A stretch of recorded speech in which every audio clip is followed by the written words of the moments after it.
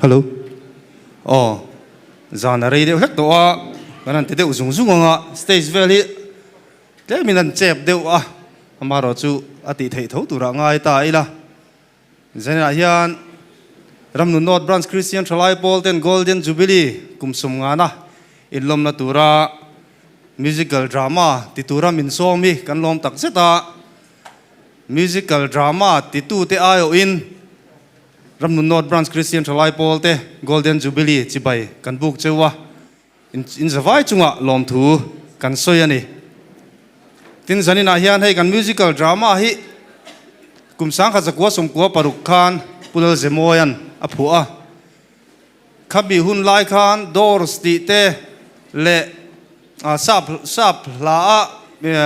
drama antiang chi kha an chang chona se mema chumi ril ruwa puchung chuan he la hi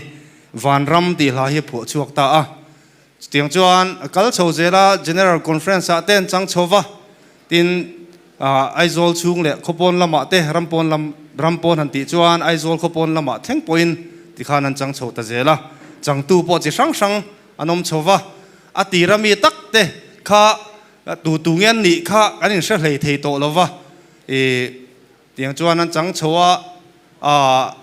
a second na ang chi te athat a chang chawang chi te kha kanin pol deu nuai to a tin ke mangi po athat party ang vela chang kha kan ni to a bula tanga tele ro hi chu tlem te chau kan la omani ti kha kan han soi ma sadu a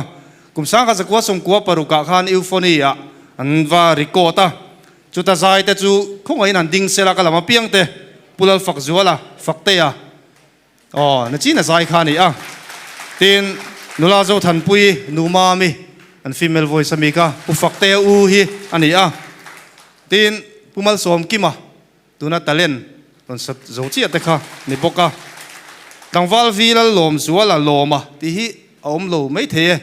ramun saud lama nom to a tin pilal mal somi pi somi ani a tin pulal zemoya dakan jinga hena oma chung da chuan la hian lo vari ko tani tuna kanin buat sena tura hian kan minan ruat tir khan kan hupur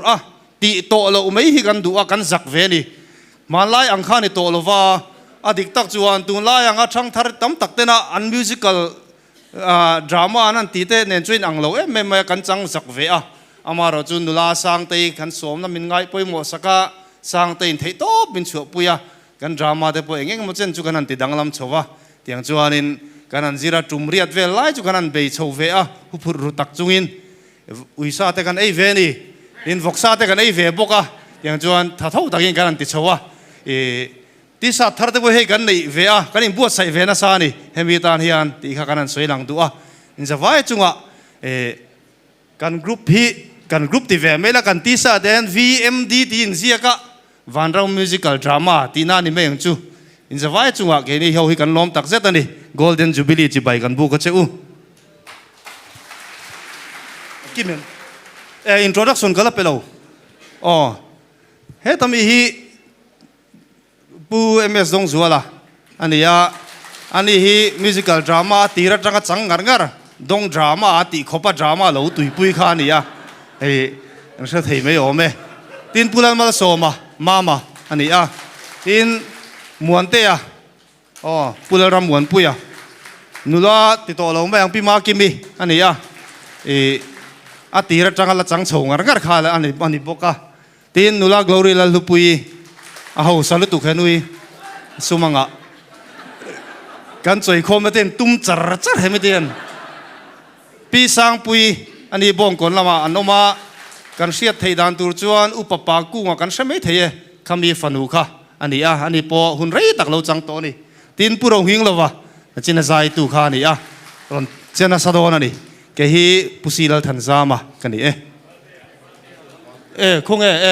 pula zemo ya pho tu pa berani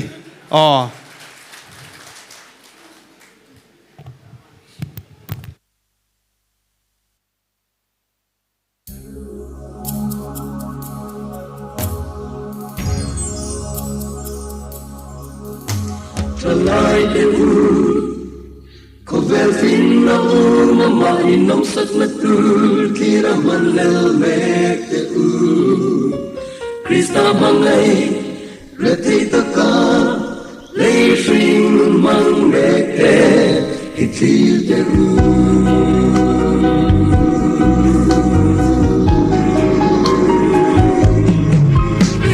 sun pasha chan hai te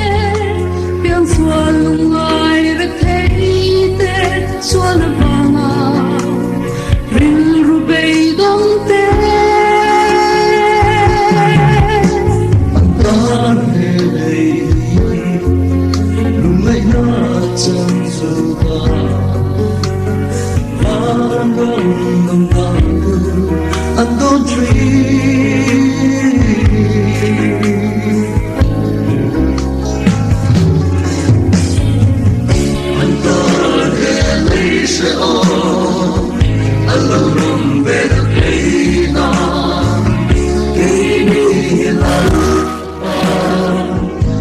Somai pintura malinong sa may kanumang vektor ni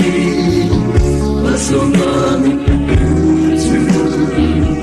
alumoy niya ang mga naao ilang ay